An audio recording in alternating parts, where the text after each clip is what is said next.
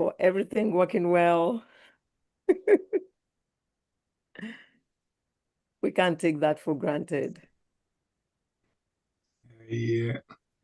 Yeah, when we set these things up and it's working all well, glory be to God. I hope NEPA doesn't come, right?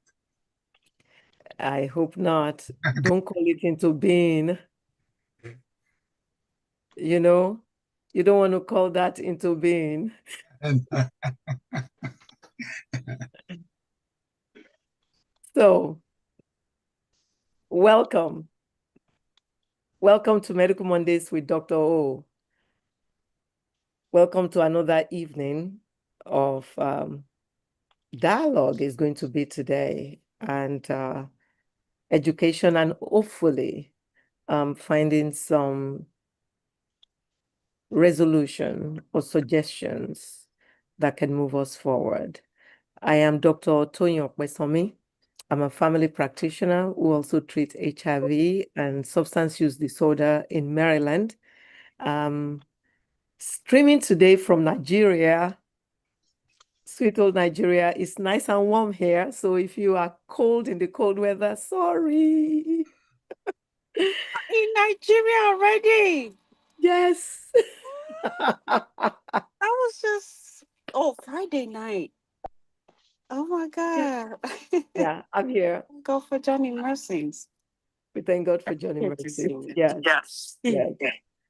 So tonight we have a conversation that most people shy away from because they believe it's political or it's something we should not discuss, because they really don't want to know the facts or they're scared for whatever reason. But it's a subject that causes anxiety and depression, maybe other mental health issues in our communities. We need to talk about it. We know that on Medical Mondays, we discuss any topic, every topic that is important and pertinent to health. We need to address our mental health when it comes to insecurity in Nigeria. And we are blessed to have Professor Ahmed Baba Singri and Dr. Nelson Aluya, who will share with us tonight facts of what is going on ground, not the AI-generated lies and misconceptions that we sometimes see. We also blessed to note that Dr. Baba Sangre has been doing research on this issue, which is in his realm, in his forte. Without taking much more time, I will yield the floor to Professor Amadou Baba Sangri to start us off. And, I'll leave it to them with Dr. Aluya to come in when appropriate. And Dr. Baba Sangri, kindly complete your introduction, who you are, and you have the floor. Welcome. thank you so much, Dr. O. And I want to thank everybody for joining in. And again, I'd like to also go back into thanking Dr. O for allowing me to share these observations and start a discussion, hopefully, that will gain an understanding and will hear every other person's point of view. As Dr. O stated, this is an area that I've always been interested in. And this paper is kind of what I call a working paper. I did it in October. And it was designed to present in April when is anticipating the visit of the Nigerian officials to the forum that I organized called Peace, Security, and Development at my institution. So it was designed to present for them. And I also want to thank Dr. Aluya. I shared the idea with him, and he was excited And he said, hey, you have to do it with my youth. And I said, okay, I'll also contact Dr. O because they talk about medical issues. And I tried to see if this one can be a medical issue. And Dr. Aluya was supportive. And now, Dr. Aluya, I think we have also had a conversation about coordinating some biological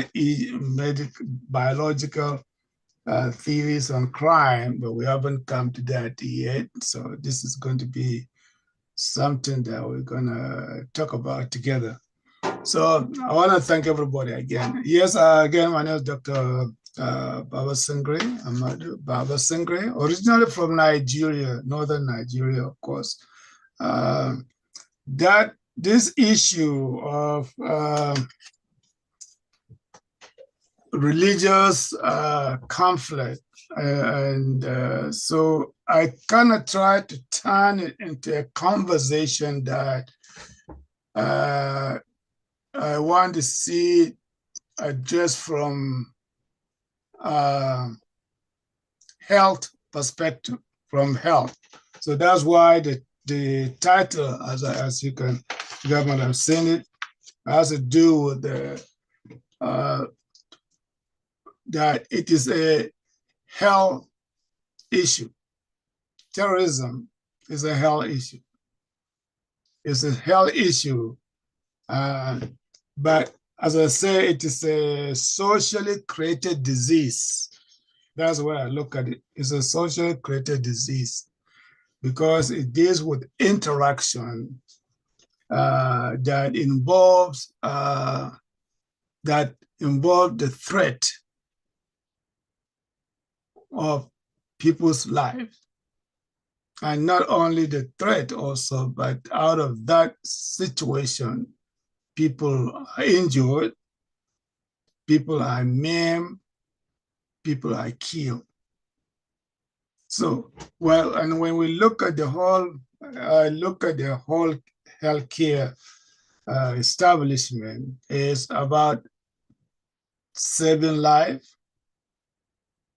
either from physical injury, or I call it by physical injury. And sometimes we have saving life from mental injury. So in other words, terrorism, actually, its impact involves both physical and mental injury. So and that's where I look at it from. And since involve that one, maybe if it is addressed by medical establishment, the medical personnel and the medical establishment, maybe it will gain a stronger voice, and hopefully that will lead to a solution, which we are looking for. When we hear terrorism, sometimes most of us look at it in terms of, oh, okay, this people wearing this thing, it's just the news, everyday news, and that's what people look at it. But it is not just everyday news. The reason that we are always going to the hospital is fear of death. We go to the hospital to be treated by a doctor because of fear of death. Well, terrorism basically is an behavior or actions that instill fear with the possibility that somebody could be injured and be killed. So that's why I see the importance of bringing to the attention of medical personnel or establishment vis-a-vis the healthcare system. One of the areas when you look at the impact, as I said, besides the injury, the physical injury and the mental injury, we also have the displacement issue. When people are displaced, there are many things, many injuries that you can derive from medically.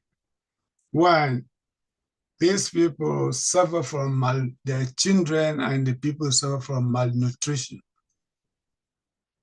And malnutrition, as we can see, in some instances can either lead to disease or it is a disease, and something that I can defy to Dr. Aluya to share since he's in that area. But from my social science perspective, we look at malnutrition also as something that can be both a medical issue besides the mental health issue.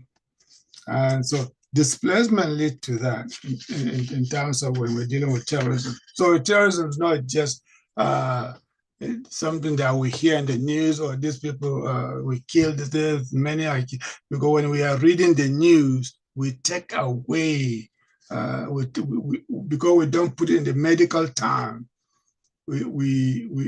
the whole impact, the human impact is taken away. And so we just read it as a news. Oh, they burned the children, it's become a statistic, discussion on statistics. So what I'm trying to do, hopefully, is to bring the attention to those acts into medical discussion as a healthcare issue rather than just a social problem. Right? In the social science, we say it's a social problem. It is a social problem, but with medical connotation, something that we have to focus on. And that's where I look at it. So, but with that being said, the question is, how do we get here from Nigeria? Why are we killing it? Why are people engaged in maiming and killing and injuring one another? Especially when the common denominator is is religion. We look at religion. So I ask the question, how is a culture, both Islam and Christianity, that was supposed to be about promoting peace and justice and discouraging violence, now it's become a weapon of violence and terrorism, whereby it disturbs peace. How do we get there? I think that's a question that I would like to throw up to the audience, that we can have a discussion. Now, before that, some of the things I observe is that you look at history. To understand what is going on in Nigeria today, we have to go back a little bit to history. Because what's the history? These are two religions. I call it two cultures that were brought to us, to Africans, Islam and Christianity. They were both brought to us under an unpleasant circumstances, of course, because they were brought up through slavery. It was used, like some people say, they came with the Bible on one hand and the gun on the other hand. Through that, we were able to be enslaved. And most of us, we know about those theories. So has that ended? And based on my observation, I would say it is still going. It seems to be going on up to today, just in the different forms. Islam came to the north through Middle Eastern Arab Islamic scholars. In the 7th century.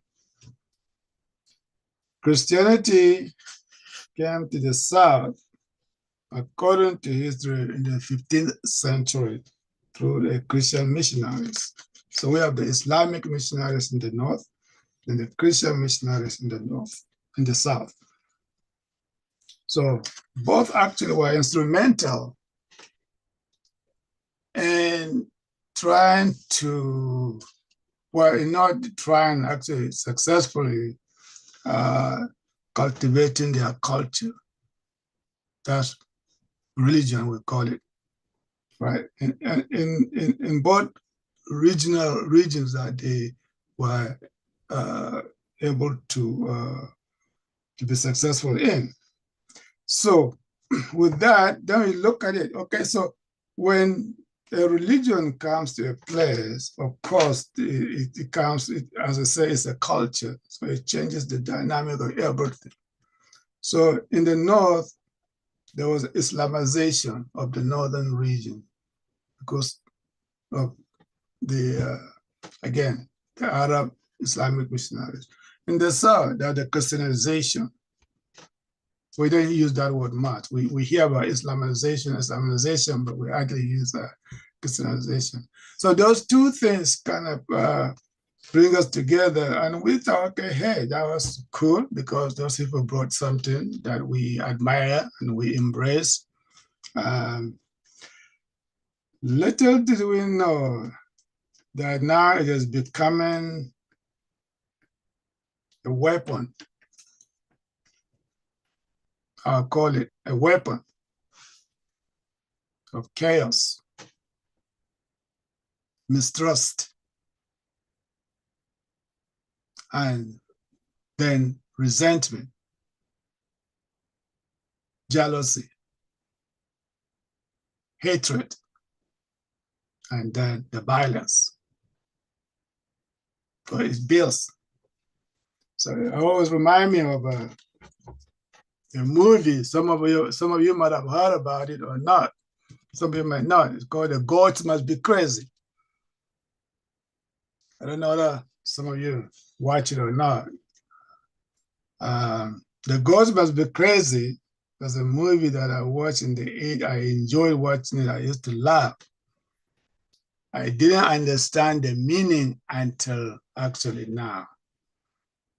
I realized that in the movie, there was this bottle that the village, everybody was happy. They were neighbors, we have friends, they were doing everything together. Until when that bottle, the Coca-Cola bottle, landed. And people, the kids pick it up, they started using it for different reasons. It became valuable. It becomes a commodity. And eventually, a valued commodity that becomes so limited that everybody wanted it, but not everybody can get it at the same time. So what happens? People who have always been together, neighbors, friends, and everything now, over that bottle, they started fighting, hurting each other. So at the end of the movie, the elders, or not the elders, but one of the parents kind of wasn't happy, so he took the bottle, said they want to give it back to the gods. So he traveled all the way to Portland and throw it in the ocean. For him, he had given what had brought division back to the gods, because gods had brought division by introducing that bottle. And that's why I look at the scenarios in Nigeria. When I was growing up, I did not grow up with a religion at all. People may be surprised. I'm from the north part of Nigeria, but I grew up in a village whereby there were just 12 houses, just barely 12 houses. What the white man would describe as living in the jungle, because we were in the mountain. And really, I came across religion called Christianity or Islam. When I was sent to go to school, to enroll, I was told to pick a religion. That was the practice then. You have to pick one, either a Christian or a Muslim. So I picked one. Usually you pick the one that either your brother has been for a long time, but you didn't know, you just come and they say, hey, I'm a this. Okay. By that time, I didn't know what those religions were. Anyway, so this is the academic, but then, so we went to school, we were Christian and Muslim, everybody was together, we lived, we laughed, we went to school. We really didn't know much about the fact that we would hate each other because of different religion that was introduced to us, right? Until 1991, when I was already here in the US, then I heard there was first time I heard in my area, there was a religious riot, Christians and Muslims, and then it comes, that's why I put the word ethno-religion, because the ethnic religion in the North, certain ethnic groups tend to be Muslims and certain ethnic groups tend to be Christians.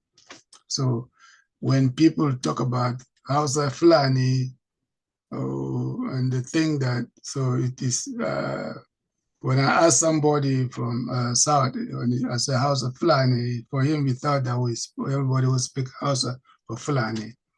And anybody from the North is a Hausa Fulani. If your name is Amadou, Usman, so they assume that is a Hausa Fulani.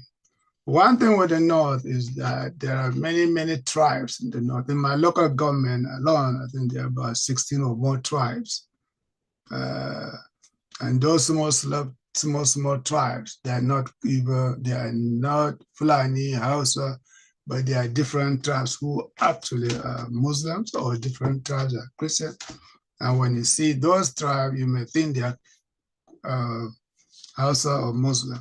So there's a misconception sometimes that people don't see.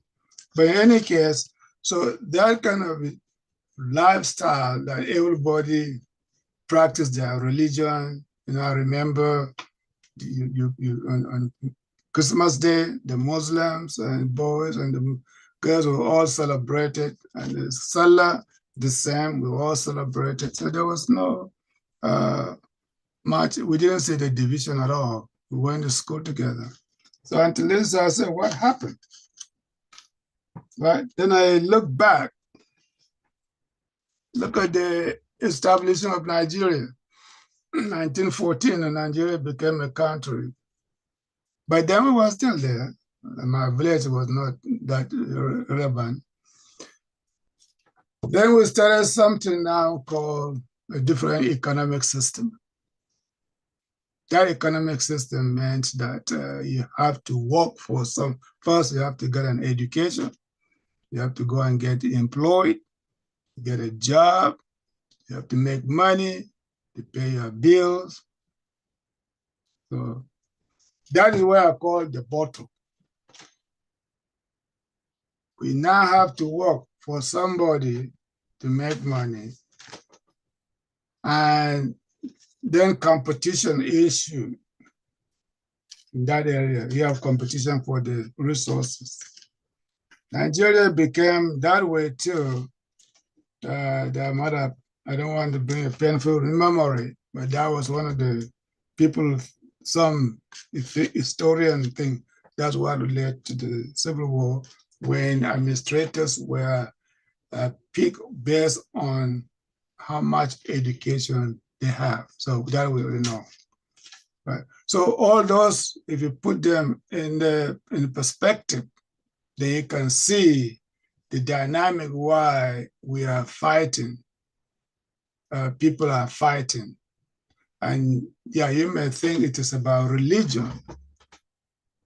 And I look at it and say, well, how come a religion, when I look at Christianity, Jesus said, I'm the Prince of Peace. It's a Prince of Peace. Islam means peace, purity. It's called peace. So these two individuals, Muhammad and Jesus, both have religion that was based on peace and justice. Yet, in their name of those religions, we create an unpeaceful environment, unhealthy environment, insecure environment, unsafe environment for both the Christians and the Muslims, by the way, because if there's a chaos in one village, it affects everybody. Because in the north, we are mixed. The Muslims and Christians are in the same village. I think there's only one area in the north that I understand, I'm aware of, that one of the religious group were evicted.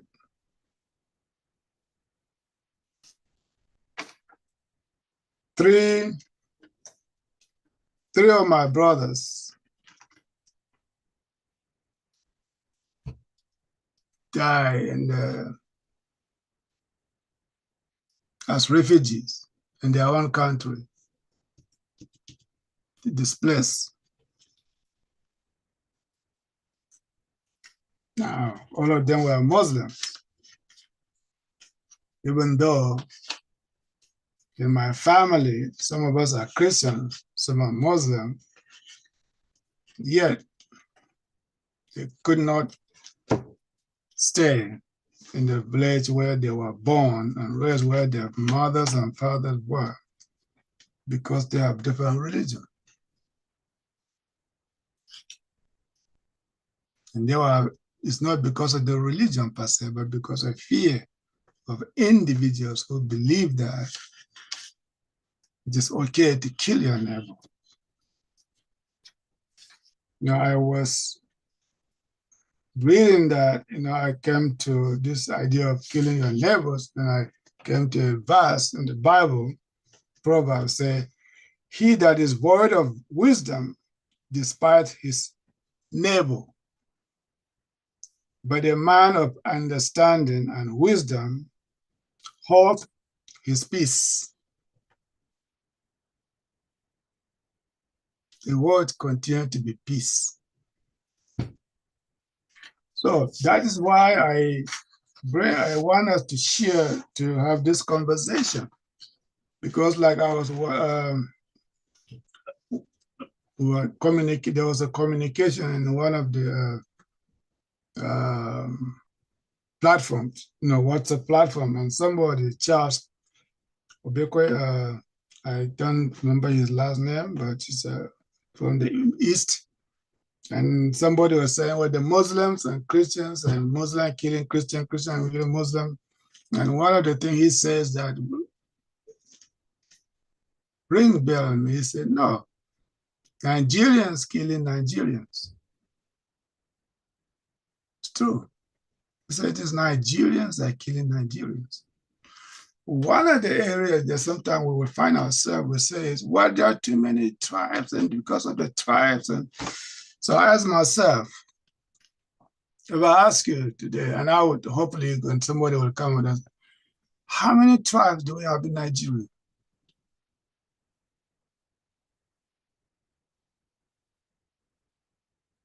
I think some say between 200 to 300 tribes. So fighting over tribes as to who should get what becomes a question of, wait a minute, what about the United States? If you look at the United States today, has the most tribes than any country I would have imagined, because everybody from the world is in the United States. Why are they able to, not that they live peacefully, but you can come here as a Nigerian and be somebody. You go to Nigeria,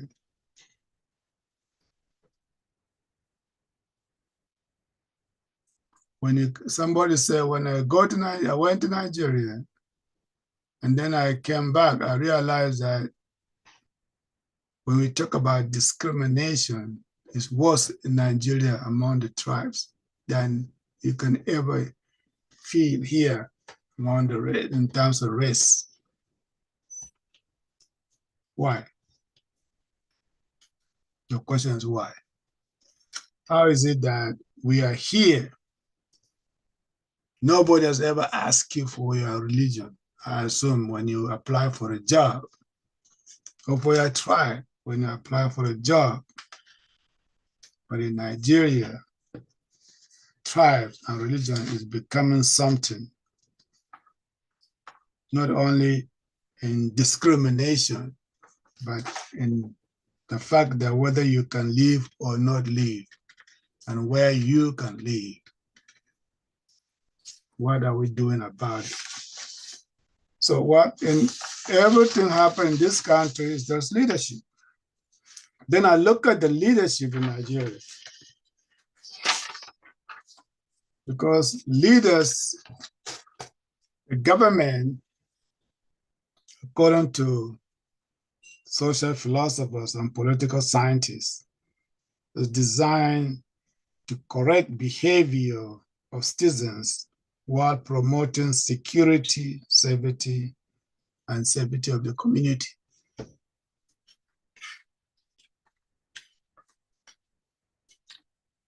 I think Boko Haram started about 2009, and the situation has metastasized like cancer to other branches. It's continuing to eat deeper and deeper and deeper, and it become the violent. It's no longer Boko Haram where bandits have created bandits, have created kidnappers, everything there. Right. So you see, well, it's a social issue. So where are the leadership? Some people say, well, leadership is absent. I say, okay. Then I observe, and I say, no, there's no absence of leadership. There can be one or two things. The election of duty, or the leadership has become a cancer itself, with vectors that are destroying the present and the future of the children and the people who are supposed to hold Nigeria together. So when somebody or a leader becomes a vector, what does that mean? For me, I look at the vectors that a cancer vector. I'm not a medical scientist, but my understanding that cancer does not care about anybody. Has no sympathy. Has no mercy to the victim. You can squeeze, take, draw your blood, draw whatever it is eating you, it continues to eat until it destroys you. And I think when you look at the Nigerian and most some African leaders, countries, that's what I see. It's a cancer with vectors. As leaders become vectors. The looting, the embezzlement, that's what I always say, that's what they're excellent at. What we always say, they call them the excellency. So the question you ask is, excellency in what? And I look at it and say, yes, they are excellent in looting, embezzling, and the destruction of the future about youth. You have to look at that. So when you have a victim, when you have a terrorist killing and maiming, and then you have the leaders destroying the economy, not destroying it per se, but taking everything that belongs to the youth to grow, and they become the cancer. So they are not different from the terror. The terrorists are using violence. We fear them. But the leaders who are supposed to protect us are not protecting us, not protecting the youth. So they destroy the youth in two ways. One, directly, the schools there's no resources in the school. Indirectly, they don't pay the parents, or they don't pay them enough. I was reading something that somebody wrote about. Atiku was accusing somebody in the about. I mean, not Atiku per se. Aliko Dangote was having a conversation, about how you have a minister, somebody that will send their children, spend millions of dollars overseas to send their children to school, and yet the children cannot have 10, 20,000 naira to go to school. So when people say, why is it that people in the north are not going to school? Why are these almajiris everywhere? What are this thing? Little do they know that most of those kids' parents did not go to school, like mothers. But usually they could go to school because school was free. Today, school is supposed to be free, but it's really not free because they have this, you have to pay for this registration and all those things. And most of these kids, their parents don't have the money to pay. So they just sit at home. And so I just send them to Almajiri school. Almajiri is a school.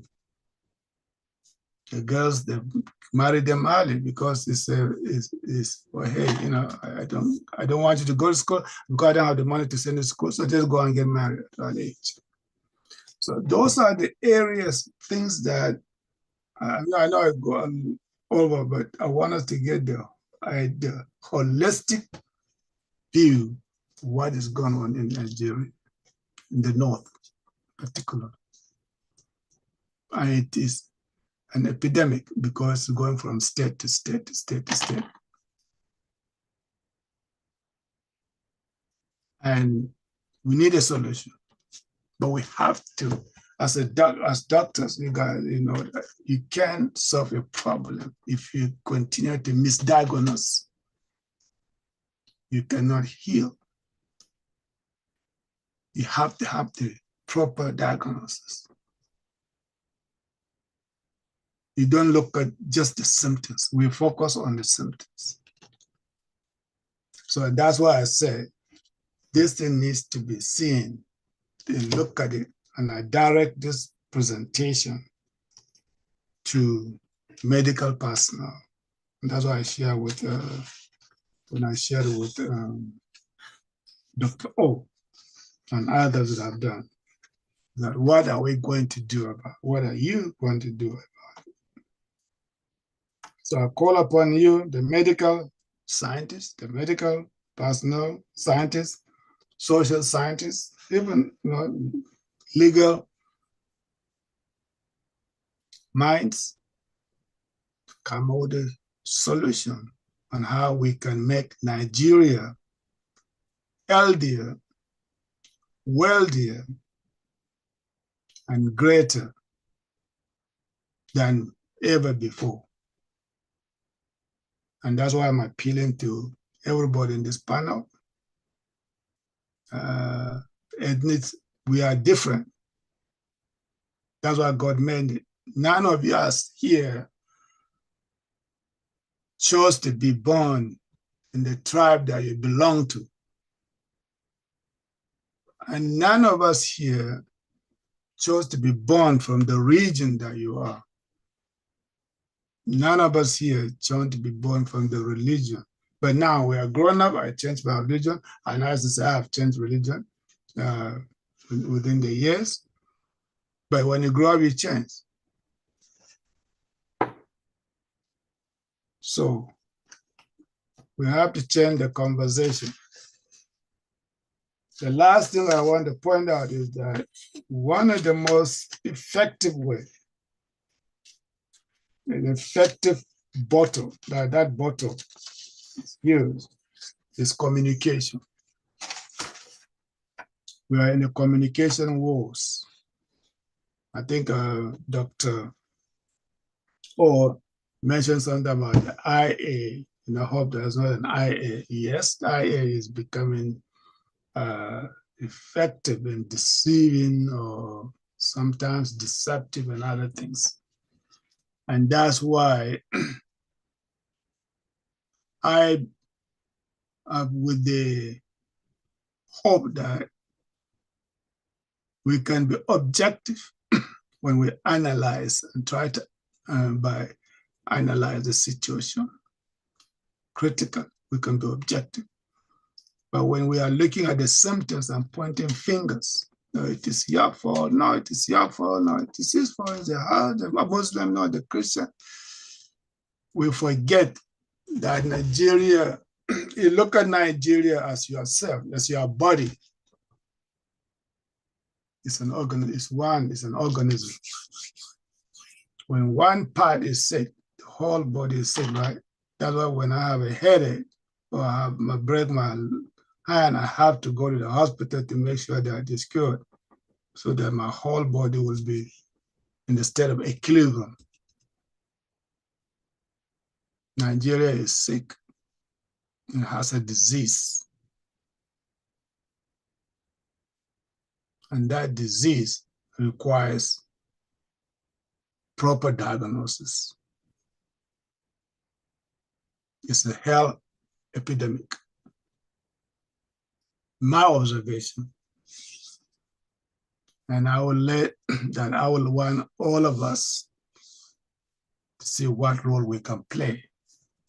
Because what happens in one part affects everybody. Yes. Thank you. Yes. Thank you. Thank you so much, Prof. Thank you for opening up. And I know that you held a lot back. I know how painful this is for you. You are now the only one left of your brothers. I know you just lost a brother in the refugee camp. Yes. And I'm sorry. No, that's okay. And that's what pushes me to push this idea that we look at things from point of view of humanity, not religion. Because when we use religion, we dehumanize the people. Yeah. So this is it. I hear you loud and clear, and I'm sure everybody on this forum hopefully did too. But yes, there are religious issues, but that's not the problem of Nigeria. No. The problem is insecurity. Yes. Because as Christians and Muslims, we actually cohabit. Our president is a Muslim. His wife is a pastor. Exactly. A Christian. We all have family members, I do, that are Muslims. I love Jesus Christ with a passion as my Lord and Savior. And we cohabit. Our problem is insecurity. And I pray that this government, the Trump government, would come to that realization, even though they've moved a step forward from saying that Nigeria has religious Christian persecution to include moderate Muslim persecution. What that means exactly, I'm not sure who the moderate Muslims are. I just know that Muslims are getting killed as much as Christians are getting killed in the north, but the Muslims have no voice. They have nobody advocating for them. It's why we didn't see that. The issue is insecurity, and help is needed there to get solution. Help from the US, other governments that can assist our government to resolve that. But before I go further, because I just want to kind of sort of reiterate in a way what you communicated to us. I want to yield to Dr. Aluya to chime in here, because this has been an issue that is causing anxiety, depression, mental health issues, and I get so many calls about this. That is why this is very important that we discuss it. We start dialogue and we see, how to answer some of the questions that you asked. I put some of them in the chat box. Please, if you have answers or suggestions to those questions that I put in the chat box, just a few of them, kindly, raise your hand to share it or put it in the chat box to answer. Dr. Aluya, the floor is yours. Yes, so good evening, everybody, and Welcome. thank you. Thank you for including me in this very tenuous and um, critical, thought-provoking issue that is plaguing our nation right now. As a people, it's been doing that for decades now, and it's just that it's coming to a head, and above all, God's still on his throne, and God knows Nigeria, and God loves Nigeria, period. And that's one thing I will take on it from that. And I must thank you, Dr. O, for using this platform, for us to discuss this issue. Like you said, it's causing a lot of anxiety, it's causing a lot of stress, even for those who live, or for us who live thousands and thousands of miles away from the epicenter of what's happening. And because we have families, we have friends, we have people back home. And, when we hear these things, it's troubling and disturbing. Um, Friends, like I said, some of them who are mine are in the north and friends, classmates, and all that. And I just came back from Nigeria as well. I did a tour of the entire country. And I had to go to Zaria, Kaduna, and all the other places. And people were like, "Oh, you're going there, they're kidnapping and all that and all that." So, of course, people were anxious about that as well. So, thank you, Prof, for um, bringing this up and knowing that it's a critical and crucial issue. And I'm deeply sorry for your loss. I had no idea that you had even gone through this much pain and suffering on a personal level. We are, as a people, together going through this pain. Whether you're Igbo, Yoruba, Hausa, it's something that's plaguing all of us, and it's a big thorn in our flesh as Nigerians, irrespective of what you do, how you do it, where you do it, and how much you excel, individual or collectively. This is a big slap and a thorn on our flesh that the rest of the world is watching. And everywhere you go, they're like, Nigeria, Nigeria, what is going on? Dr. Aluya, what is going on in your country? Are you guys not safe? I want to come to Nigeria, but, with what I hear, I can't come anymore. Is it safe? And then you have to go on to explain and all that and all that.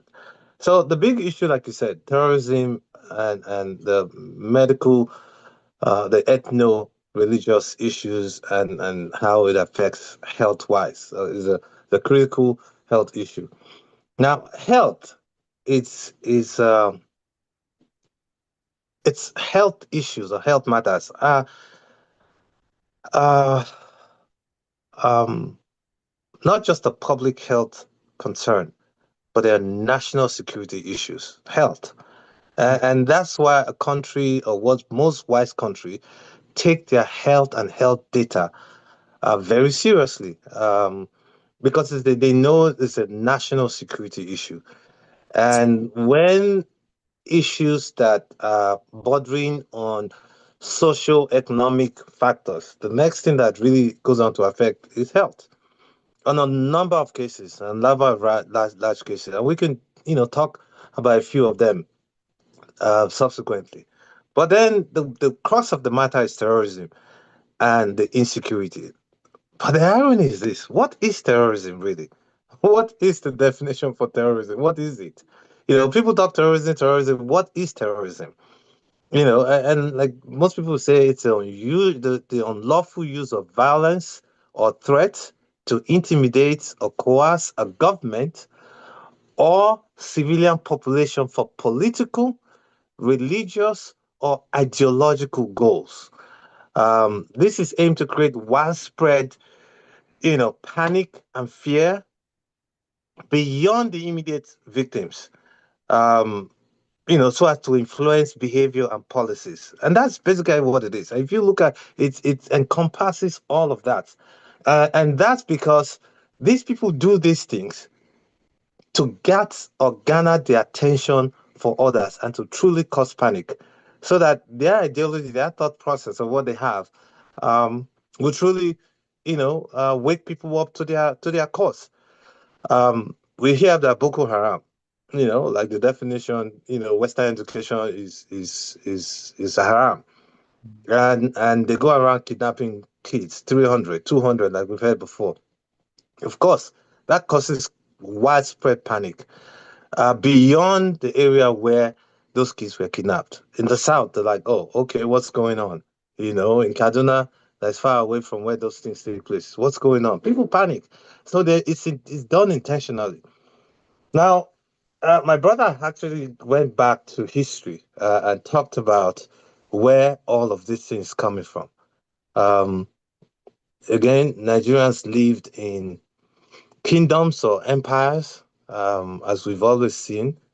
But when the colonial masters came, for their own self-righteousness and aggrandizement, they decided to put people together. And of course, about the Berlin conference, where they divided the whole of Africa into sections and decided to pull people together beyond tribe, beyond ethnicity and all that. And then the structures that were on the ground were broken down and destroyed.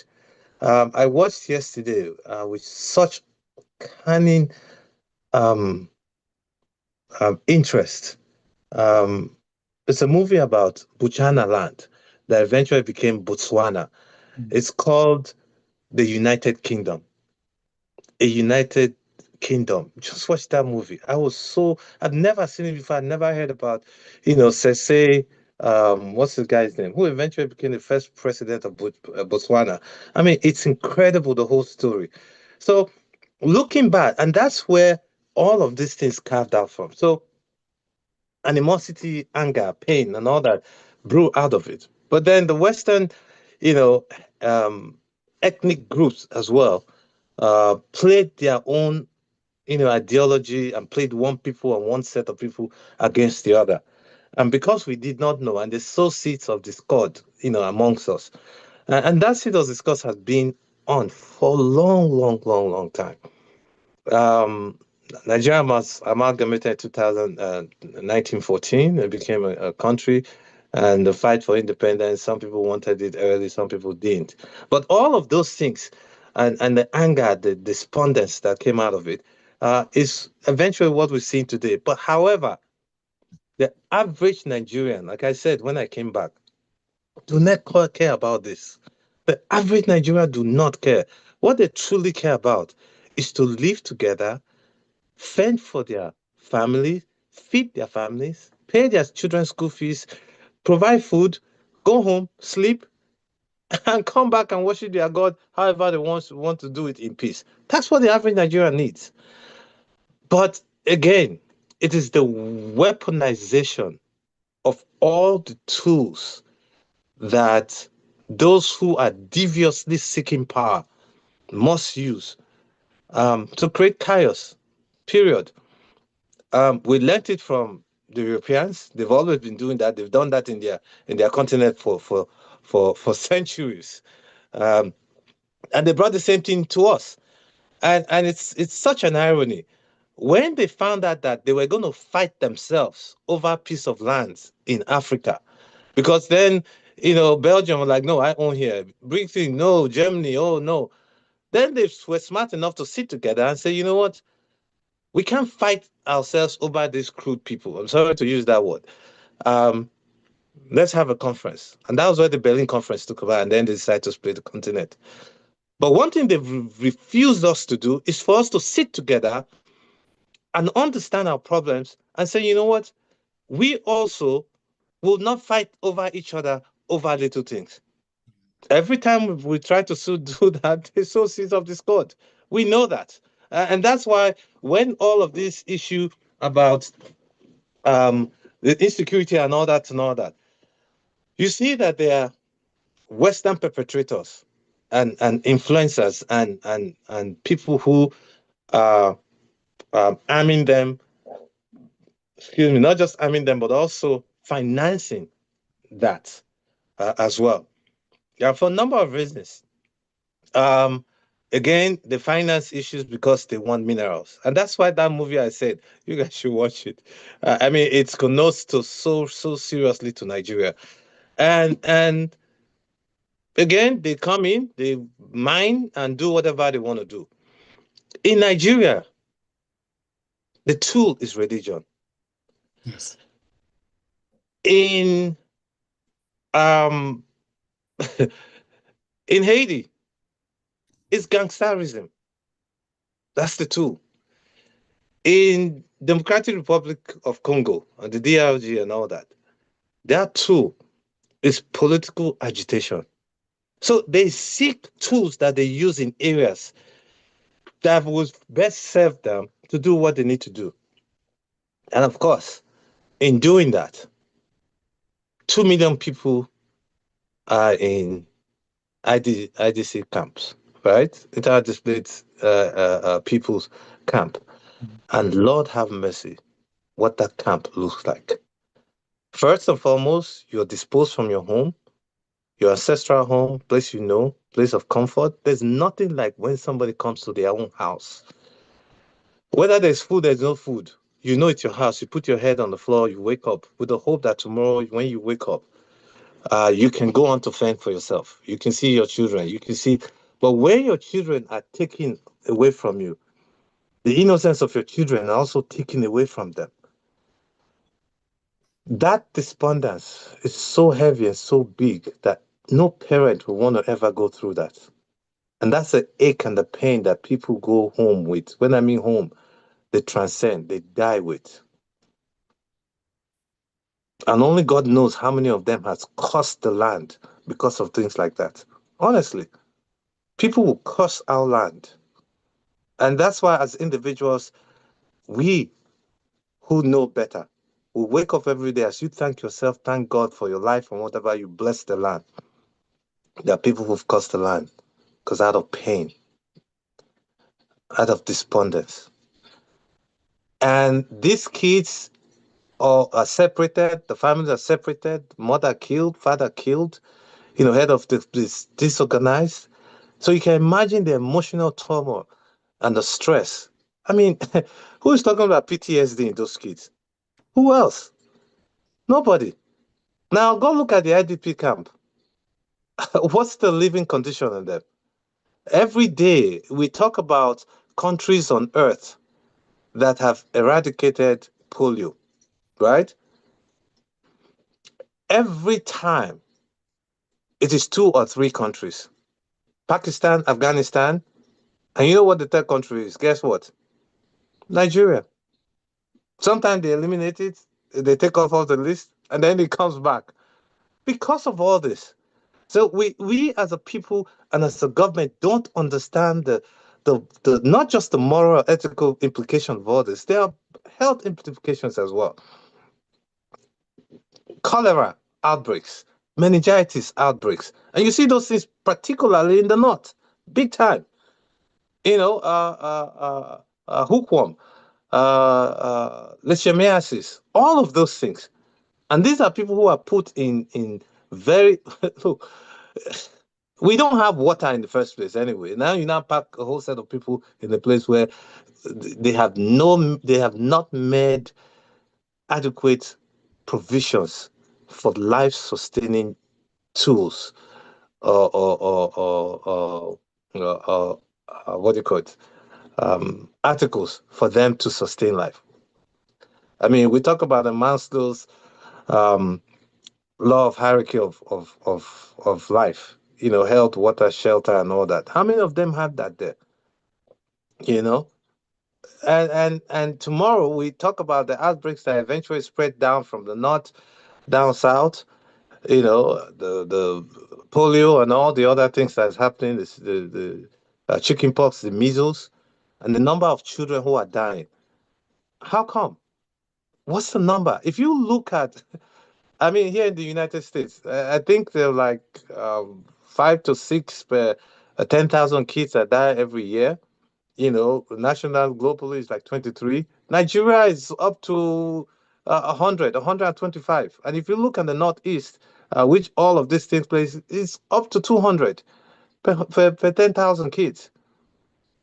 And beyond the kids, and what's the number one cause of death in those? Pneumonia, number one, and diarrhea, number two. You understand? Now, if you look at that, what do you expect of the household structure to look like? Where in a home where a few of them still have a husband and a wife, and the kids they're dying, what do you think is going to happen? The mothers and those areas forget birth control, and they have their children dying. What do you think they want to do? They still want to have kids because they have to, because their kids are dead. And that's why if you look around, the country here in the United States, the birth rate, um, it's what about 2.5 percent per 100,000. But if you look at in Nigeria as a whole, we're about 800 per 100,000. Now look at the Northeast. We're talking about 1,800. That's a birth rate.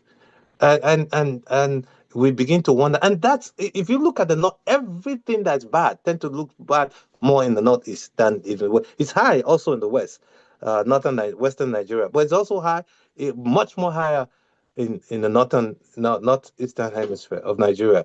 So this data is huge, and it's important that we pay attention to these things because you begin to draw conclusions with the data that come out of those areas.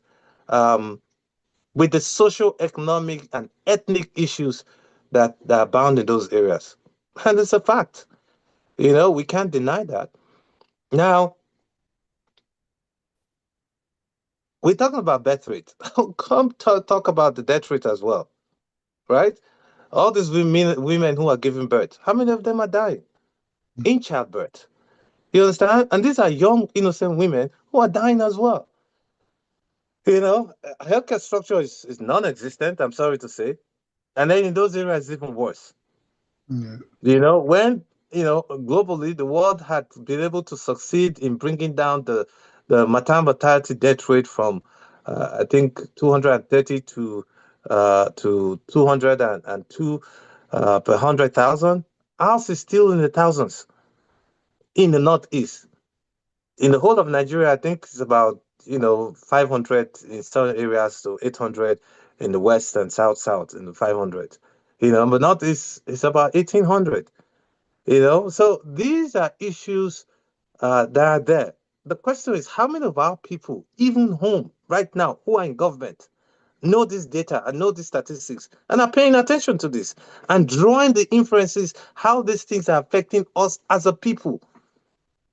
You understand? So they're big, big, big issues, and we'll talk about other issues again so that we draw why we are where we are. A young lady, Aisha, has put something together. Some of you may have seen me, talk about it. It's called Let's Talk Nigeria.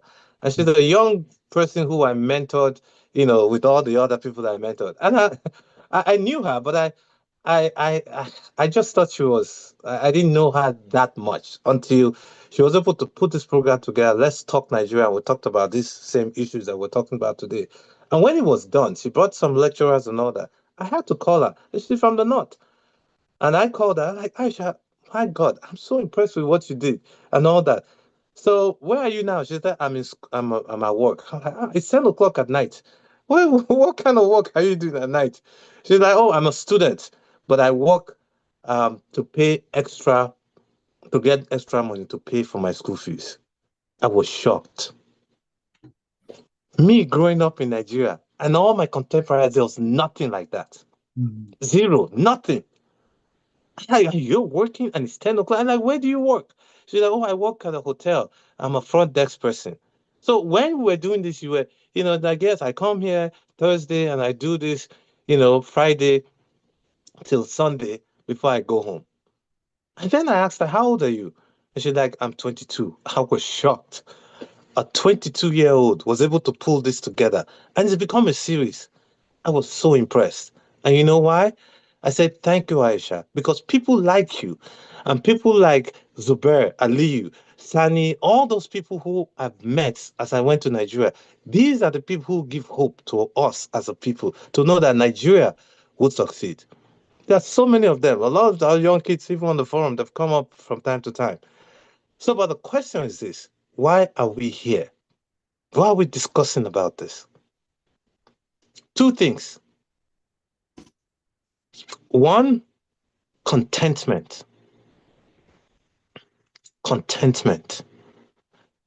People, as a people, Nigerians have lost that value for contentment. Because everybody now want to own a car, drive a car, live in a mansion, go on vacation.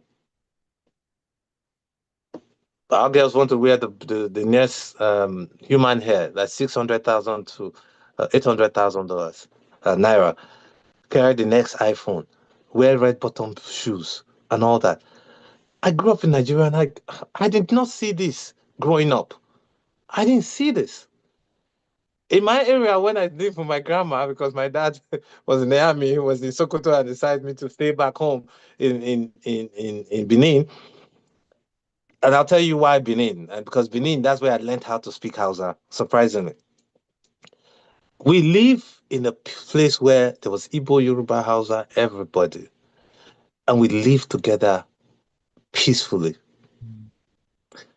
And as at that time, I remember this gentleman. It's so funny. I was doing a nursery and primary school. Some of the best they said then. But I lived among everybody who a lot of people they had none, zero. It was one TV back in the days. Everybody went to watch that TV. You know how the big box TV, they close it, black and white with the antenna. I remember then they said, Papa Victor. That's the name of the man. Now, what I draw back when I look back is this: that for a couple of years that took place, everybody went to watch TV in that man's house, and some would stand by the window and all that, and we watch TV close, we go home. I never saw any of their parents put hand in places that they don't know so that they can go buy TV for their own homes. They were contented. Those who had bicycle had bicycle. Those who had, and then when it came to Christmas, they cooked. The little that they had, they cooked, they shared for 10, 15 families. We all ate. And when it came to Muslim holidays, I went to the mosque. I went to Karatu. I learned how to speak a little bit of Arabic. I read because everybody was so open and we gave the little we had. We all contented with what they had. Today, even if I cook rice, give you, the neighbor will not eat it because they're afraid I'm going to poison them. So my poor neighbor will poison me. I mean, where the heck did we come from? What has happened to us as a people? So we are where we are because of us, first and foremost, before we begin to look outside, because of us. We've lost that value, and we became so religious, but we forgot spirituality. We became so religious, but we forgot spirituality. And the spirituality that is the value that gives you a sense of recognition of one person to another as a human being. Period. Now it's churchism. I have the biggest church. I'm building the biggest mansion. I have the highest number of congregation. I pull in this amount of millions in congregation every Sunday. I mean, is that the measure of where we are as a people in what the God that we serve? I mean, where did all this come from? And I remember when I went back to my dad and when Enugu, when army children school, and the Fulani guys will come with their cow and pass. We play with the kids. The kids were not going to school. We play with the kids. And then somehow they'll give us Fulani. No, we eat, we drink. Seriously. These were the same Fulani people till today. But again, we're no longer who we are because we lost the original value. And Prof, you did say something. You mentioned it when you said it. And I say it this way, that when there's scarcity, people go tribal. Yeah. When there's scarcity, people go tribal. What does that mean? When you do not have anymore, people will begin to attach to values and rules that will make them feel secure and give them a sense of identity. So they own on to church, to their tribe, to their ethnicity, to something, to the local Parakwa association and all that, because it gives them some sort of value and identity. And that's what happened in Nigeria. I was in a TV show recently, and I said Nigeria became rich before it became wise. And this was in the 1960s to 70s, because Gowon said, "Oh, we have so much money, we don't know what to do with it." How old was Gowon and all his mates? How old were they? You understand? But Nigeria had a lot of money, but we were not wise. We became wise. We became rich, but we were not wise. We're not mature enough. So what did we do? Like the typical basketballer who fell into millions of contracts or a musician who got a lot of money. We see that here all the time. What do? You squander that money. And we squandered our money. And we no longer had money. So people became tribal. People went tribal. So these are the original issues that we have. And I was talking to a friend of mine the other day, and I gave him this analogy. He's like, Doc, are you sure? I don't think so. I said, listen, you see your children, you have two boys. I said, look, the sense of security that they open up their fridge, that there's food, they will not have to fight. That thought alone fills them up. They won't bother. I said, you know what? If you cut back the food in the refrigerator, the open refrigerator now, and they have nothing, you see your kids, those same kids, will start hoarding food. You now laugh. You say, oh boy, my brother, not be lie, oh, that we went on vacation, and my kids, there was a lot of food, but when the food now started running out in the room, I now saw my kids, they were fighting over the food. I said, yes, you see, that's exactly what happened. When there's scarcity, people go tribal, and you see people begin to fight. So that's one of the big issues. You see, tomorrow, if we become wealthy again, where there's abundance and people, look, Nigerians will not fight. All this issue will not take place. It will not, honestly.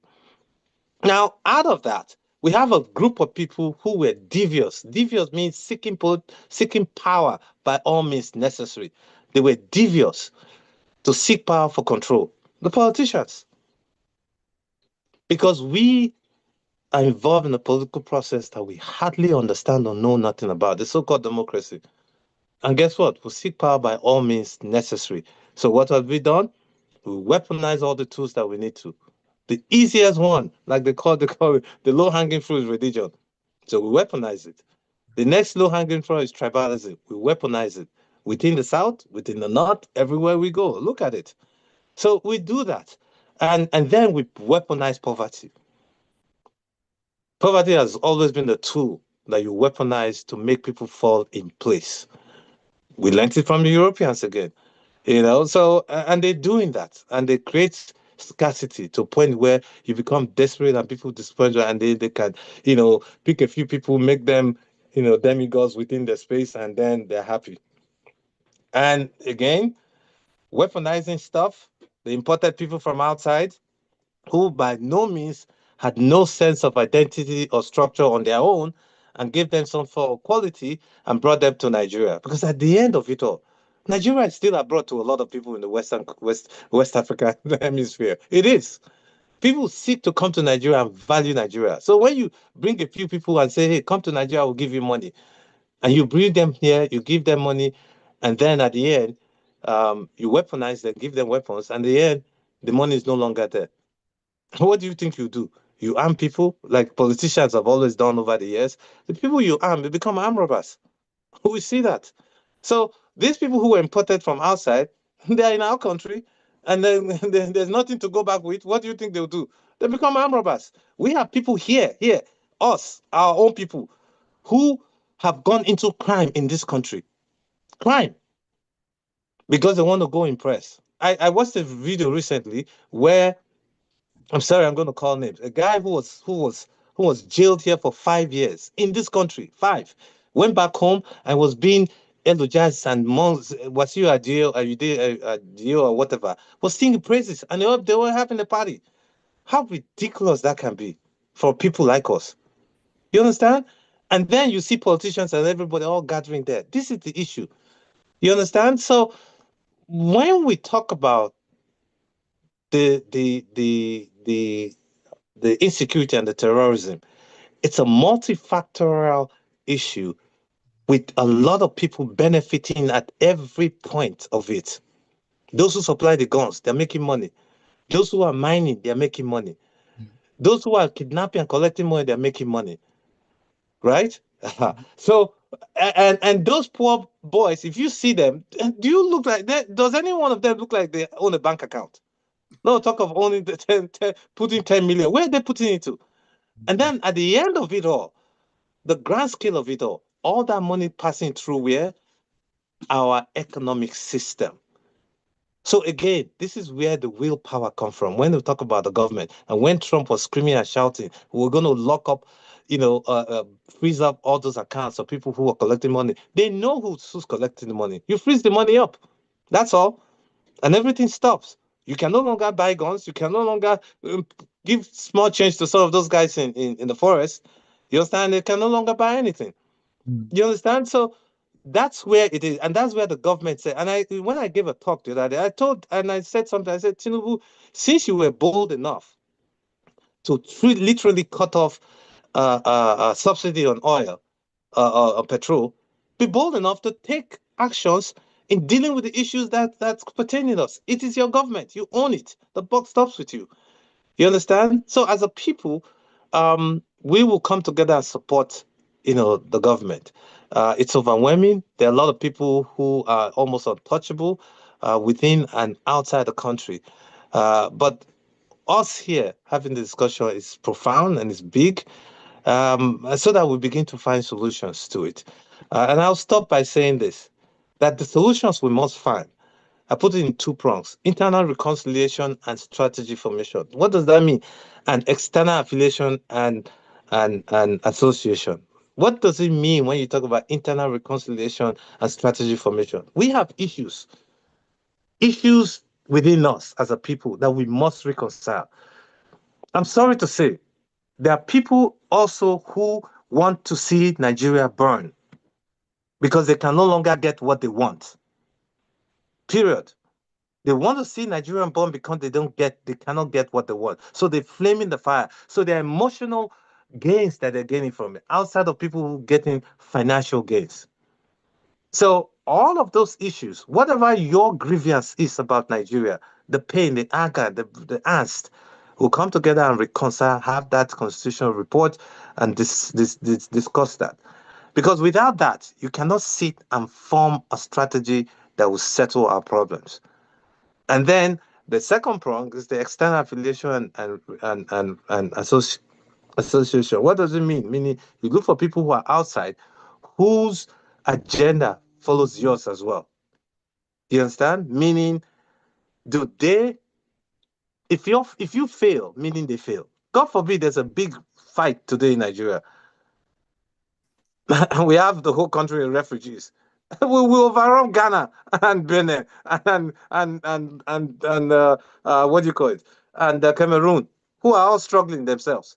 You understand? So we find friends within those places and say, look, this is what we need. These guys are pitching your place, they're coming from that. Let's settle this issue. And they help us settle this. And then we look for foreign people who also and say, hey, you know what?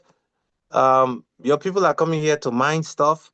We see Chinese here. Look, one of their Chinese vice whatever recently was hung, killed by the Chinese government because he stole money. But meanwhile, some of theirs come to other country and do havoc, and then nobody's paying attention. So this is where we begin to put pressure on them and begin to highlight what these people are doing in our country and call them out. So those of us who are in the diaspora. So I'll leave it like that. I'm sure there'll be other questions and things that we can dive into more in details. But those data and the statistics that I gave are issues that we must understand, we must learn, and we must take to heart and use them as tools to finding solutions to our problems. Like I said, no data, no problem. No problem, no funding. No funding, no solution. What it means is if you don't have the data to show where your problems are, you can say, oh, this person is killing people, but what's the data? You'll never truly know what the problem is. If you don't know what the problem is, you can't find the funding, the money, to deal with it. And if you don't do that, then you'll never have any solutions to the problem you have. Thank you, and God bless you all. Wow. Thank you. Wow. Thank you. Well, I'm just going to call on Dr. Alan Olorunshola. You have your hand raised. Kindly unmute. Wow. Thank you, Dr. Aluya. Kindly unmute. Thank you. And thank you, everyone that has raised their hands. Muzan, thank you, because we need to discuss this. Thank you. Dr. Olorunshola, you have the floor. Oh, I'm so thrilled about this discussion tonight, and I really thank Professor Amadu and Dr. Aluya for such an in-depth analysis of what was happening and what is still even happening right now.